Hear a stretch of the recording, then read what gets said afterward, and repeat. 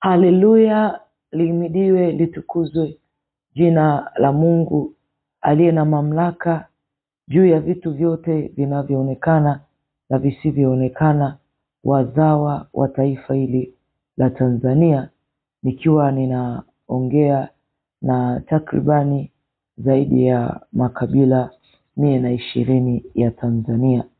Hii ni sauti ya mtu aliaye nyikani, tukiitengeneza nyikani njia kuu ya Bwana Mungu wetu, na tukiyanyoosha mapito yake.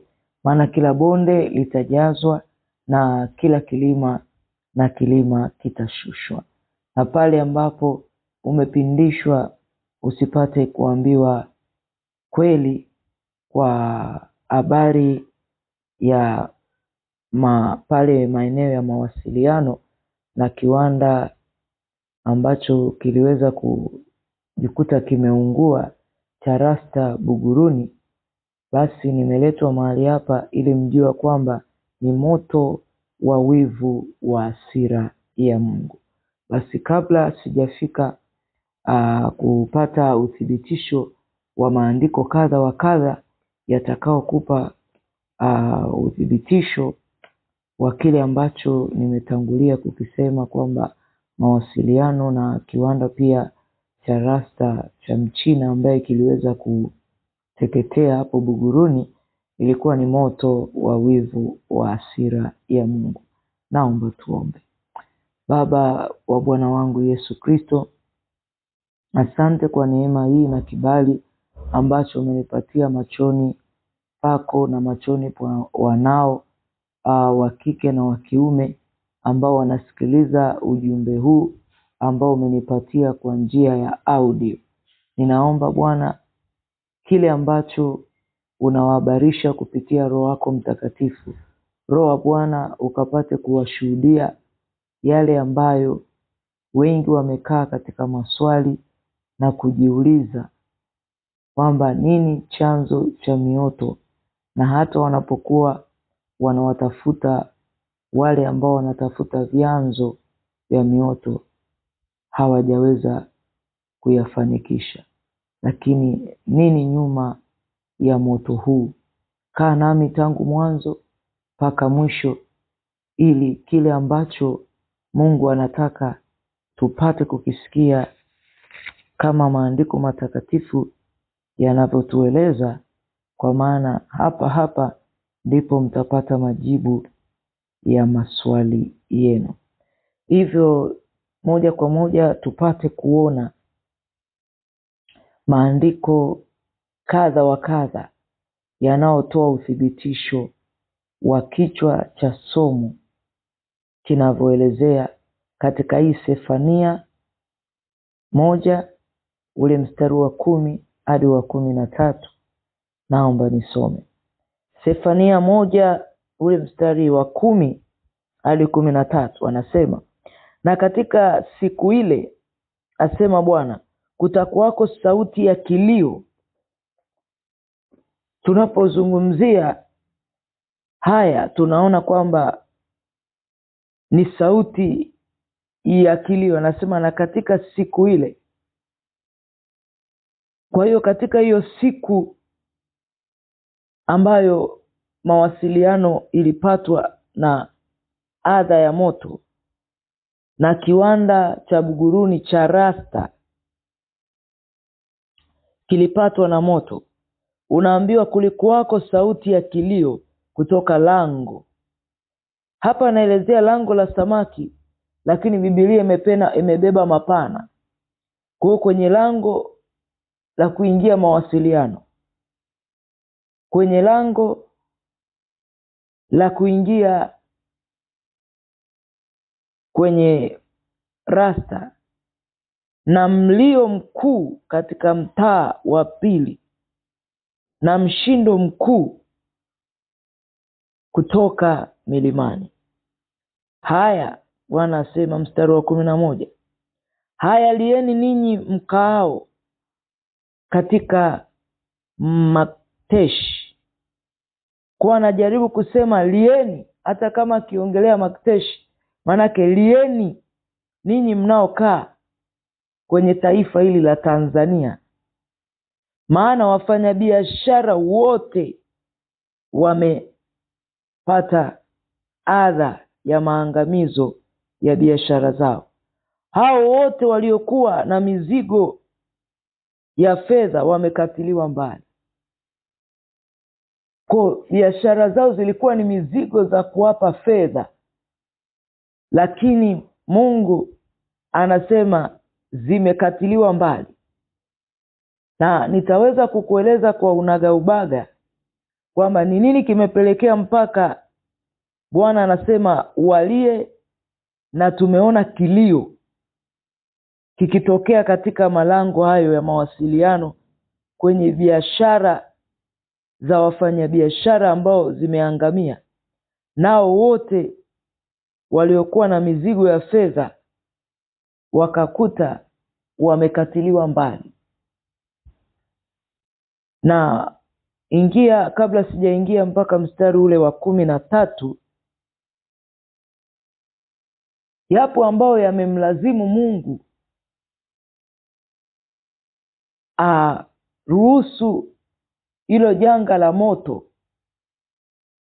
na wajikute watu hata wanaoenda kuhemea vitu vyao kununua vipate kuteketea. Moja wapo ni pale ambapo watu hawana kabisa muda na kumtumikia Mungu. Kwa wanatumikia vitu, wanatumikia biashara kana kwamba ndio Mungu. Hawana siku ya Mungu, hawana siku. Kwa hiyo unakuta kuanzia juma linapoanza Jumatatu mpaka juma la 7, ambao kwa Wakristo tunaona Biblia inasema kwa siku 6 fanyeni kazi, muhakikishe mmefanya mambo yenu yote, lakini siku ya 7 itakuwa ni siku ya mapumziko katika nyumba ya Mungu aliyoichagua kwa jina lake.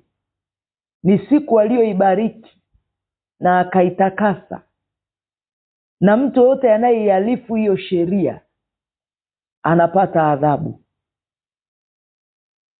Kwa hiyo ni mojawapo ya adhabu. Tutaenda huku mbele uendelee kuona kwa mawasiliano walichotendewa, na tunaendelea kuangalia hata bidhaa ambazo pia zinauzwa au zilizokuwa zikiuzika.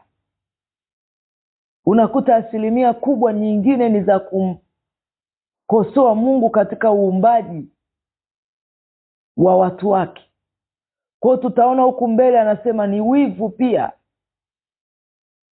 wanamna watu pia wanaweza kuharibu watu wake. Hata mwingine akafanya biashara, hata akaenda kununua maji, akuchukua hata maji ya maiti, anakuja ananyunyizia nyanya, anapika labda chakula,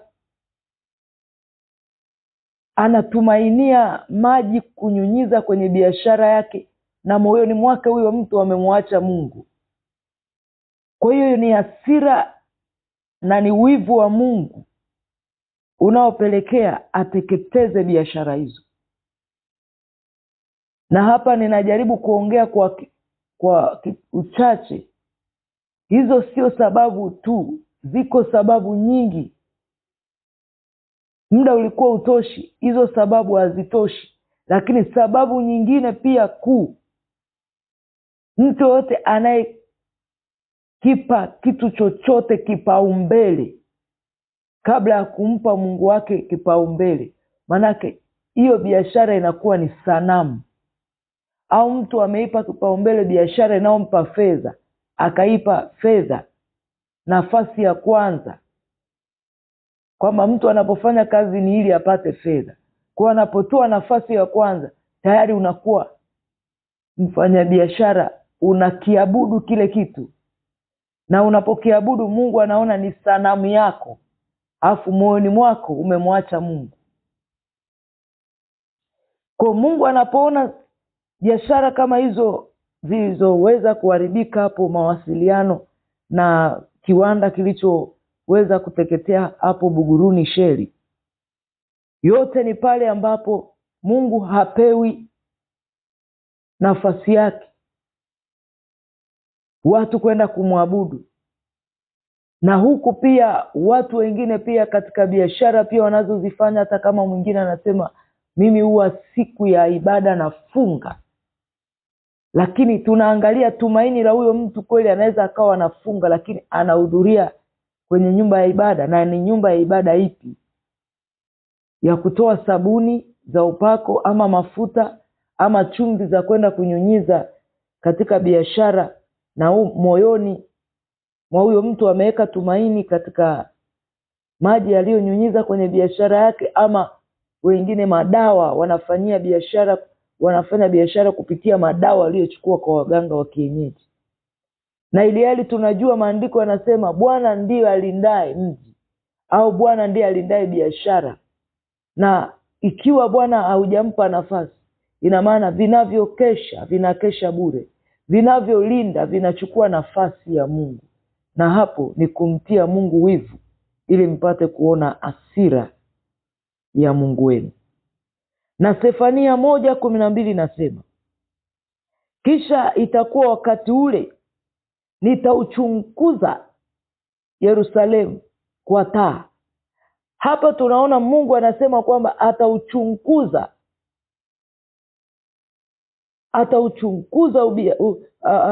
wale wafanya biashara, au atazichunguza zile biashara kwa taa. Atamulika kwa taa, kwamba kwa macho ya nyama watu wanaweza wakauziwa bidhaa, lakini imefanyiwa vitu vichafu, imenenewa, watu wameipelekea bidhaa hiyo kuivutisha mbele za watu kwa kuweka hata maji ya maiti. Mungu anasema ataichunguza, kisha itakuwa wakati ule, anasema nitaichunguza Yerusalemu kwa taa. Ni sawa na Mungu amepachunguza hapo mawasiliano ambako biashara zilipokuwa zikifanyika. Akaona wafanyabiashara wengine wanauza vitu kama kucha bandia, makalio bandia, rasta bandia, yote kumsaisha uumbaji wa Mungu. Na hata anayeuza chakula, iwe ni ubwabwa, iwe ni mtu anayeuza, iwe ni vitafunwa, unakuta mtu mwingine hata anakandia maji ya maiti, maji ambao tunadai ni ya wachungaji, ambao wanadai ni vifaa vya kiroho. Mtu anaenda kununua, anamharibu mtoto wa mwingine ambaye hashiriki kabisa kwenye madhehebu yanayotengeneza vitu au yanauza vifaa. Kwa sema nami nitawaadhibu. Kwa baada ya kuchunguza kwa taa, Mungu kuchunguza kwa taa, akaona hata hiyo siku ya Jumamosi wengi walikuwa, wengine wako bize wanasukia rasta, yani hawako bize kwa ajili ya kutafuta roho zao, wapi ambapo wanatakiwa kutengeneza na Mungu. Mtu anakuwa bize kwa kila namna kufanya biashara, au mwingine amefanya kazi, lengo tu anawaza kichwani, nikasukie nini. Kwa Mungu ulifika wakati akasema, nikaona kila wazo mwanadamu analoliwaza nafsi moyoni mwake ni baya. Kwa Mungu ameona pia hata namna watu wanavyojiwazia, anawaza kichwa, nitasukia nini, anawaza nitanunua vazi gani. Ili hali kuna watu pia kwenye jamii zao, kwenye familia zao, au magerezani, hawana chakula, ya rasta ambazo umesukia, ya mawiving ambao umenunua. Na hata Mungu akachunguza pia kwenye nchi hii kwa taa yake, akaona jinsi kiwanda cha utengenezaji wa rasta bandia na watu kumsaisha Mungu kwa kuzikataa nywele za Kristo, na kuona kwamba designer mzuri wa nywele ni Mchina, lakini Mungu hakumdesign mtu kwa jinsi alivyotaka yeye na alivyopenda yeye. Akasema kila kitu alichokiumba hapa duniani akiona ni chema na chafaa. Kwa leo unapoenda kuweka rasta ambazo zimetoka kwenye viwanda kama Buguruni Shell, ina maana unajitakia hatari, unajitakia adhabu, unajitakia shari na Mungu wako, unajitakia madhara kama hayo ambayo yametokea kwenye maeneo ya mawasiliano, kwa wanaouza bunda za rasta, kwa waliokuwa bize nao wanasukia, na ilihali kuna watu wenye mahitaji kuliko hata mtu anavyowaza tuje ya kichwa chake. Lakini huenda hata mama yake mzazi hana chakula, hata bibi yake aliyemlea hana chakula, hata watu wamkini wengine wako gerezani, wanawake wamejifungulia kule, hawana hata pampers za watoto. Huo ni moja ya ubinafsi, na Mungu pia kuona fedha yake inatumika kwa njia isiyo sahihi. Kwa hiyo ni adhabu na hasira ya Mungu. Na Mchina kutengeneza vitu bandia mpaka Mungu kuamua kuteketeza hicho kiwanda cha rasta bandia hapo Buguruni, ni alipoichunguza, alipomulika kwa taa yake, akachunguza, akaona kumbe wamewekeza na kwenye taifa lake wamejiinua juu ya kuona kwamba wao ndo wanajua kuumba zaidi ya uumbaji wa Mungu aliyoamua Waafrika wawe na nywele tulizonazo na wazungu wawe na nywele tulizonazo. Leo ametutaka hivi kwa weusi tulionao wa Afrika, lakini leo watu wamejikataa. Na moja ya kujikataa kwa mtu ni moja tu ya kielelezo cha kukataa uumbaji wa Mungu. Yaani unajikataa ngozi uliopewa. Maana kuna biashara nyingine, mawasiliano zimeungua, watu wanauza Carolite, anamuuzia mtu Carolite kusaisha uumbaji wa Mungu, na yule anayeuziwa naye amejikataa. Na yote anayejikataa amekataa uumbaji wa Mungu. Hata Yesu Kristo alipokuja alikataliwa. Kwa kabla mtu hajakataliwa na mtu, watu wengine wameanza kujikataa. Mimi sitaki kucha hizi, anaweka bandia. Mimi sitaki kope hizi, anarefusha. Mimi sitaki hizi nyusi Mungu alizoniwekea, anatoa nyusi zote, anaweka wanja. Mimi sitaki lip za mdomo huu, nataka nitake za papo nyekundu. Na hata tukihubiri haya, wapo wachungaji wanawaambia Mungu angalii mavazi, Mungu angalii hali ya appearance ya nje, Mungu anaangalia moyo. Lakini nataka nikuambie Mungu anaangalia vyote, kwamba mpaka mtu aende kuamua msuko huu amewaza moyoni, mpaka mtu aamue kwamba naenda kupaka Carolite ameamua moyoni kwamba naamua na nafanya maamuzi na hakuna wakunipinga, hakuna wakunigeuza moyo wangu, nimeshafanya maamuzi, naenda kununua Carolite. Mwingine ameshafanya maamuzi moyoni, hii biashara itoke, labda nikachukue maji ya maiti au maji ya Mwamposa au maji ya mafuta ya Mwamposa au ya watumishi ambao labda huko kwa kuhani Musa au kwa Suguye, tuweze kuwavutisha watu biashara zetu. Lakini nataka au watu tupate kibali kwenye biashara zetu. Maandiko yanasemaje? Je, mkitenda vyema kwa kutenga siku ya kumwabudu Mungu wenu, siku 6 mkafanya kazi zenu, lakini siku ya 7 ukafunga biashara yako, Mungu atakupa kibali biashara yako ikaweza kuuzika, biashara yako ikaweza kutangazika? Kwa hapa anaendelea kusema, kisha itakuwa wakati ule nitauchunguza Yerusalemu. Akawachunguza wafanyabiashara wa hapo mawasiliano, na sio mawasiliano tu imeungua. Nimeshatoa maelekezo mengi, imeungua soko la Kariakoo, imeungua Iringa, imeungua Njombe, imeungua Arusha, viwanda huko Arusha, huko Iringa. Wafanyabiashara waliokuwa wanauza vinyago mpaka na hizi shanga, wanaouza Arusha, huko ni Arusha, wanauza mpaka na vikuku. Tuliona kiongozi wa maeneo anasema viliunguzwa vyote. viliunguzwa vyote. Watu wakai kutafakari kwa nini adha ya moto imekuwa na muendelezo. Imekuwa na muendelezo.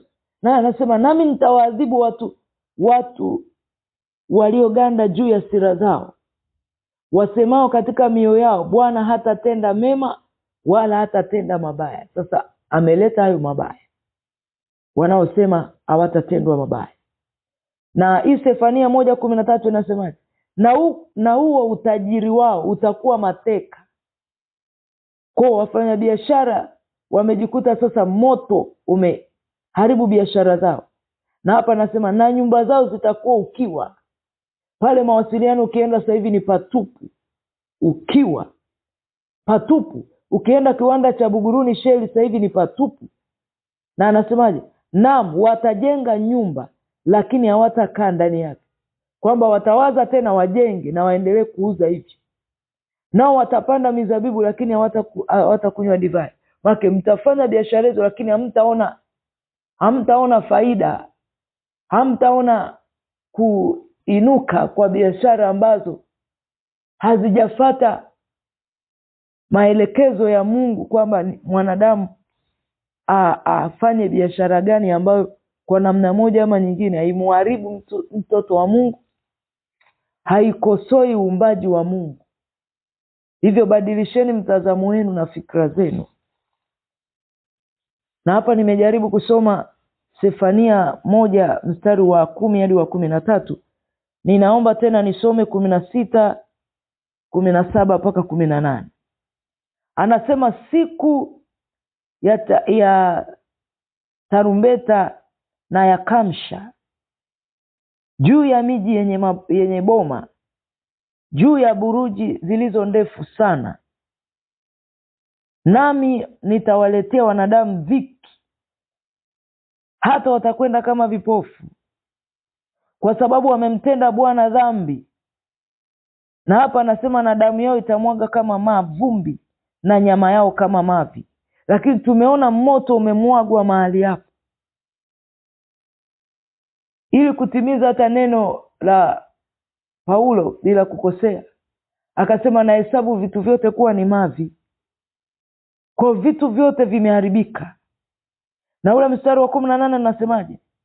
Fedha yao wala dhahabu yao havikuweza kuwaokoa katika siku ya ghadhabu yangu ya Bwana, bali nchi yote pia itateketezwa kwa moto wa wivu wake, maana atawakomesha watu wote wakao katika nchi hii, naam, ukomo wa kutisha.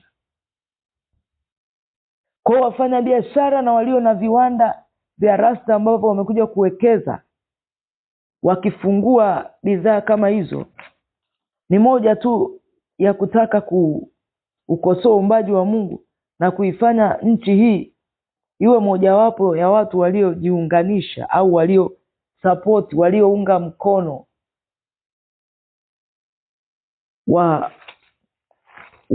wawekezaji waweke tu hata bidhaa ambazo hazijakubaliwa na mbingu.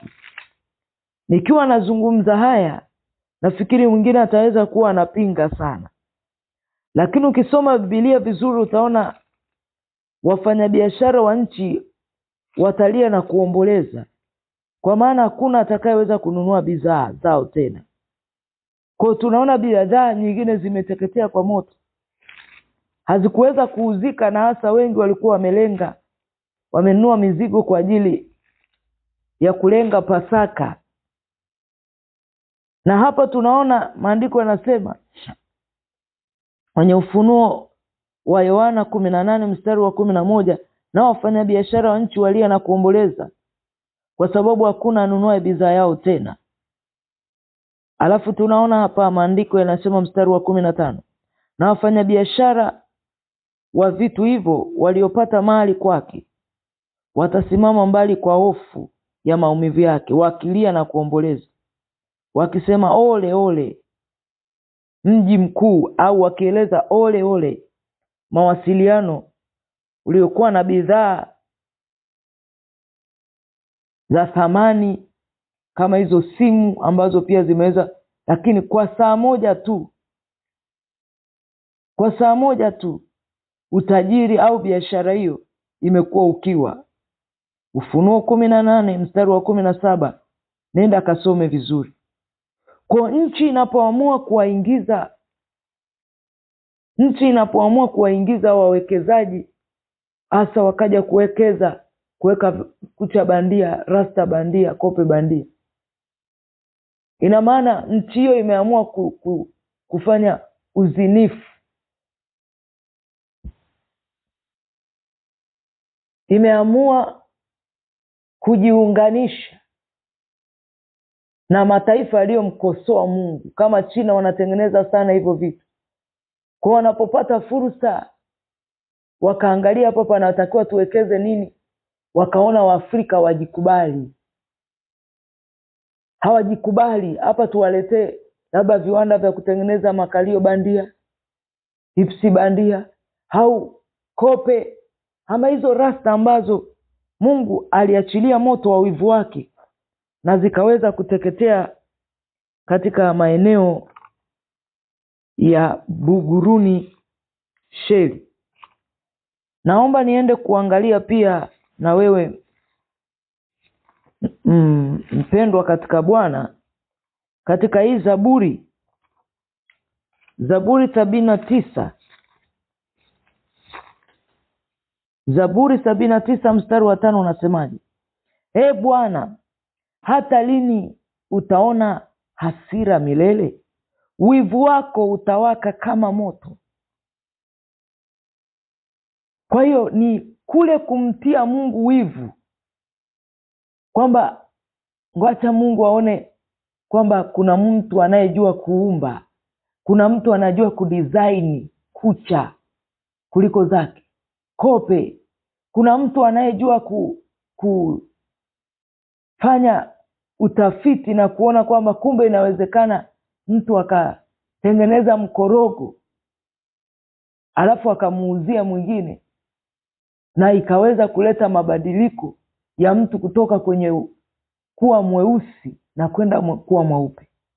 Haya ni makufuru na ni kumtia Mungu wivu na kuhusaisha uumbaji wa Mungu na kuona ule wakati Mungu aliotenga kumuumba mwanadamu alikuwa anapoteza muda. Hiyo ndiyo maana yake. Lakini maandiko yakisema ole amuuziaye mtoto wa mwenzake pombe au kope bandia ama kucha bandia, maana anakuwa ameshiriki kutaka kumkosoa Mungu au kubadilisha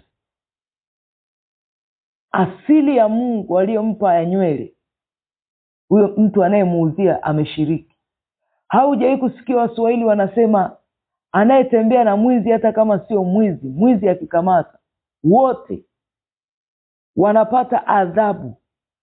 Bwana akanambia kwenye Ufunuo, waambie watu wangu watoke kati yao, wasiguse vitu vyao, wasisapoti biashara zao, wasiwaunge mkono kuendelea kuinua biashara bandia za Mchina, na ilihali Mungu hainuliwi kwa kuutangaza uumbaji wa Kristo, jinsi amemuumba mwanamke, amemuumba mwanaume kwa jinsi ya ajabu na isiyoelezeka. Hata kwa kope hizo, hata kwa kucha hizo, hata kama unakucha ama unakucha, yeye akaumba vipofu akaona ni vyema, akaumba viwete ambao hawana miguu ambao kucha azimo akaona ni vyema, akaumba mzungu akamuumba Mwafrika mweusi akaona ni vyema. Leo mnawezaje kuona kwamba si vyema? Kwa kitu Mungu alichokiona kuwa ni chema na mwingine akaona sio chema, akakitoa, akaamua kubadilisha ngozi, lazima hasira ya Mungu iwake juu ya mtu huyu. Tutasoma pia Biblia takatifu kwenye Ezekia 35 mstari wa 5, 36 kumradhi. Ezekia 36 mstari wa 5 inasemaje? Basi Bwana Mungu asema hivi, hakika kwa moto wa wivu wangu nimenena juu ya mabaki ya mataifa, Kwa hiyo hapa tunaona Biblia inasema basi Bwana Mungu asema hivi, kwa hakika kwa moto wa wivu wangu nimenena juu ya mabaki, kwamba hata kama una neema ya kubaki duniani mpaka sasa, juu ya mataifa ambao anasema na juu ya Edomu. Edomu ni mfano tu wa Esau, ambaye ilitokea Mungu akasema akampenda Yakobo akamchukia Esau.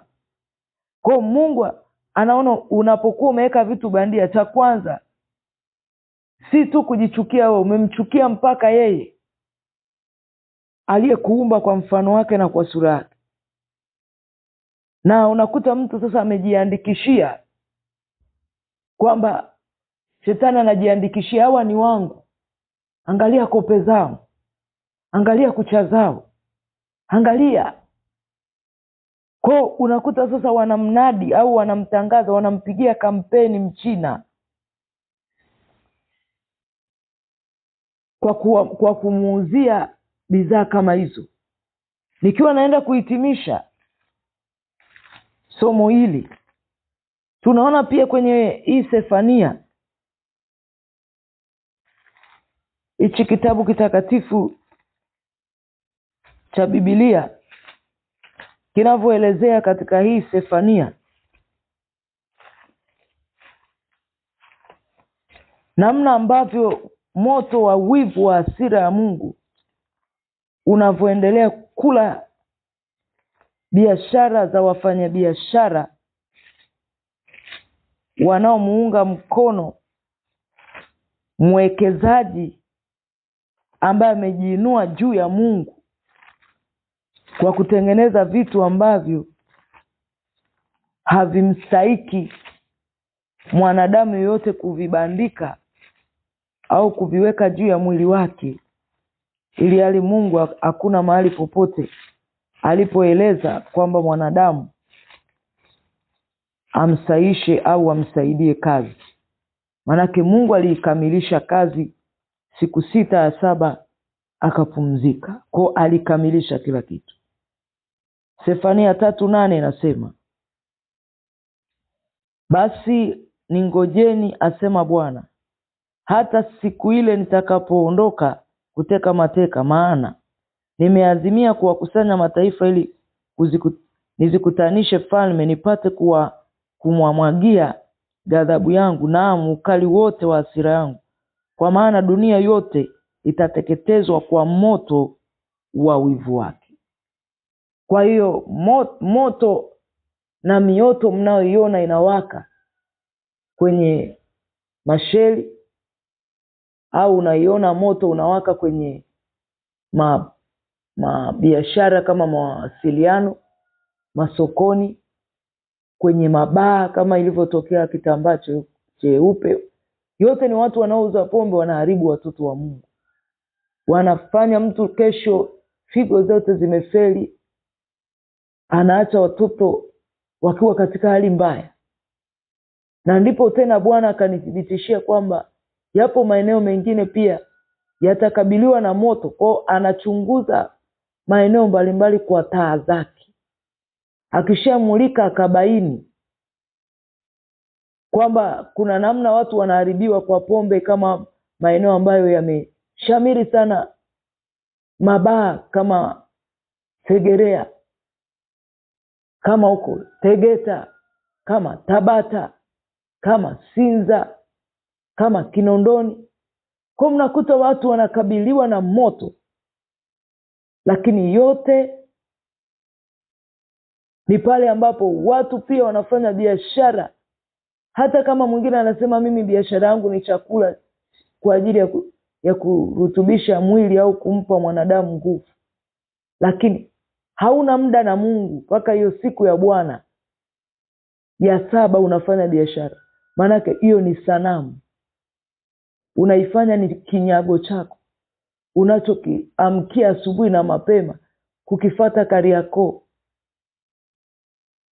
kwenda kukitangaza. Nyanya 500, nyanya 500, vitunguu 200, vitunguu 200. Pata nguo za kutoka sijui Marekani, pata mtumba original lakini siku ya Bwana, pata simu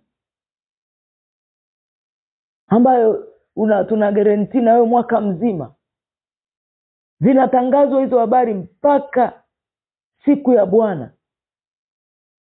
Lakini mkitangaziwa habari ya kuja kwake Yesu Kristo, watu wanapinga, watu hawana muda kabisa na kutaka kutangaza na kupiga kampeni kwa ajili ya Injili. Nataka kuwaasa na kuwahusia, mwenye masikio huwa ambiwi sikia, wala mwenye macho ambiwi ona, ila aonyoe mara nyingi akishupaza shingo yake, hatavunjika mara ghafla kama biashara zao zilivyovunjika. Na anasema kila watakapojaribu kujenga na hawataki kurekebisha haya tulioelezea hapa, wataendelea kuteketea kwa moto. Hivyo wewe uliyenisikiliza, tubu leo ili Mungu apate kukuweka salama wewe pamoja na nchi yako. Amen.